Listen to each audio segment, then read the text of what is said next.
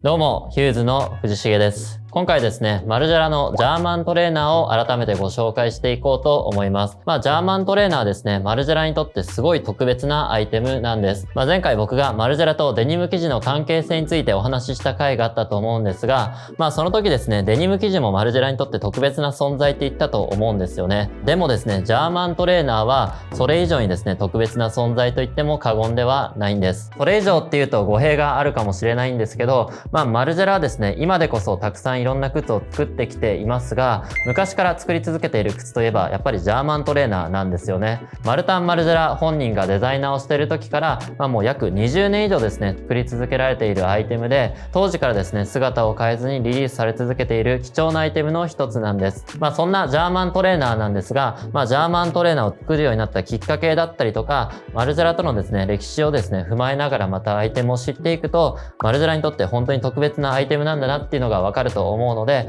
今回はマルジェラのジャーマンについて詳しく紹介していこうと思うので、ぜひ今回も最後までお付き合いください。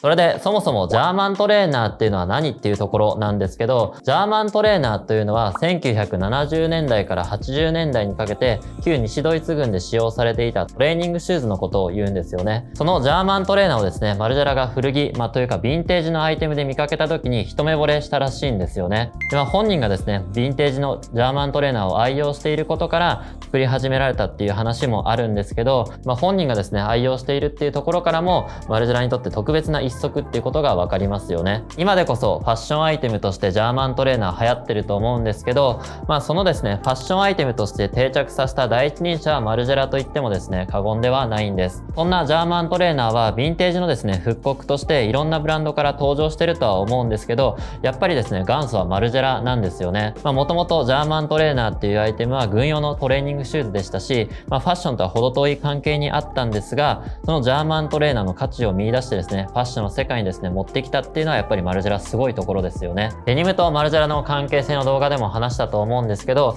マルジェラはですね、古着のアイテムの価値観っていうのを再構築して、また新しい価値観をそのアイテムに与えるっていうのがですね、特徴のブランドでもあるんですよね。なのでこのジャーマントレーナーも本来軍用のトレーニングシューズと使われていたアイテムをファッションの世界に持ってくることで新しい価値観っていうのを生み出したアイテムなんですよね。そういうですね、マルジェラのブランドのコンセプトが詰まったアイテムでもあるんです。そしてこちらのジャーマントレーナーは、もともと使われていた軍用のトレーニングシューズとデザインっていうのはほとんど変わりはないんですけど、マルジェラはですね、しっかり再構築を施して現代に履けるジャーマントレーナーとしてアップデートしているんです。そんなマルジェラのジャーマントレーナーのデザインを見ていきましょう。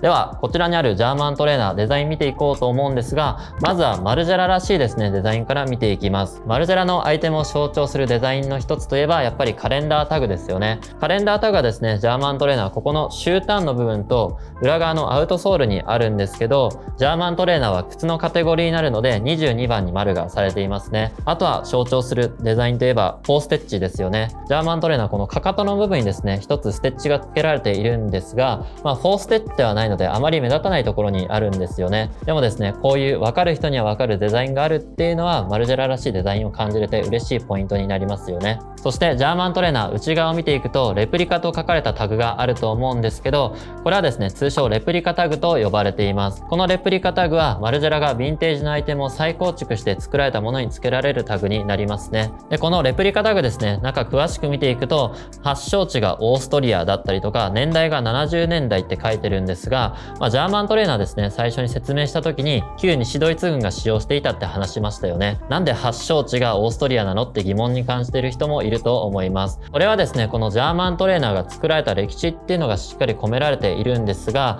もともとですね、旧西ドイツ軍が軍用で使っていたジャーマントレーナーっていうのはオーストリアにあるプーマやアディダスの工場で作られていたんですよね。なんでその歴史に沿って発祥地がオーストリアって書かれてるんですよね。このレプリカタグにですね、年代だったりとか発祥地をしっかり記載することで、ヴィンテージアイテムに対する敬意すらも感じることができますよね。そしてこのジャーマントレーナーは素材使いにもこだわっています。僕がですね、今手元にあるのは、白とグレーを基調としたジャーマントレーナーにはなるんですが、この白い部分がラムスキン、そしてグレーの部分がカーフスプリットレザーを使用しています。ラムスキンっていうのは生後1年以内の羊のレザーのことで、すごく柔らかいのが特徴になります。なんでシューズに使うとすごく柔らかくて履きやすいんですよね。スプリットレザーっていうのは本来品質の低い硬いレザーをですね、柔らかくするための加工のことを言うんですけど、マルジェラの場合は品質の高いカーフレザーにスプリット加工を施すことで、さらに特別に履きやすく柔らかくしてるんですよね。当時のですね、ジャーマントレーナーがスプリットレザーを使用していたっていうことからも、この素材を選んでるとは思うんですけど、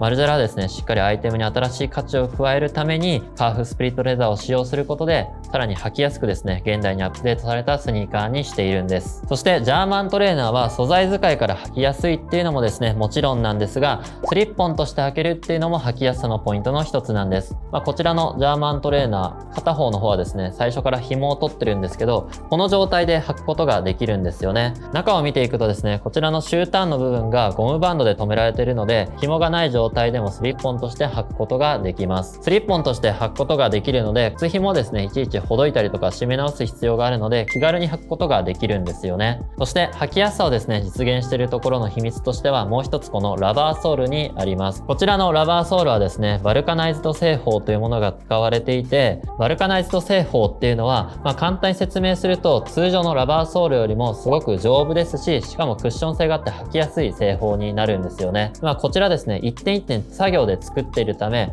すごく手間のかかる作業にはなるんですけど、その手間がかかった分、やっぱり通常のラバーソールとは違う効果っていうのがあります。そしてジャーマントレーナーは汚れてもかっこいいっていうのも魅力の一つになります。通常ですね、スニーカーっていうのは消耗品のイメージがあるかもしれないんですけど、ジャーマントレーナーは革靴のように経年変化を楽しむことができます。というのも先ほど説明したように、上質なレザーを使ってるっていうのもそうですし、丈夫なですね、ラバーソールを使ってるので、長年履くことができるんですよね。うちのスタッフもですね、10年以上ジャーマントレーナー履き込んでるみたいなんですけど、この今の新品の状態っていうのもかっこいいんですけど、履き込まれたジャーマントレーナーもすごく味があってかっこいいんですよね。なかなか経年変化を楽しめるスニーカーっていうのも稀だと思うんですけど、このマルジェラのジャーマントレーナーの場合は、ヴィンテージアイテムとしても育っていくことができる一足なんですよね。履いていくことで、その人だけの一足に育っていくっていうようなスニーカーになってますね。もう本当、そんな一足なかなかないですよね。ジャーマントレーナーですね、マルタン・マルジェラのヴィンテージに対する思いだったりとか、当時の考えが詰まったマルジェラにとって特別な一足なんです。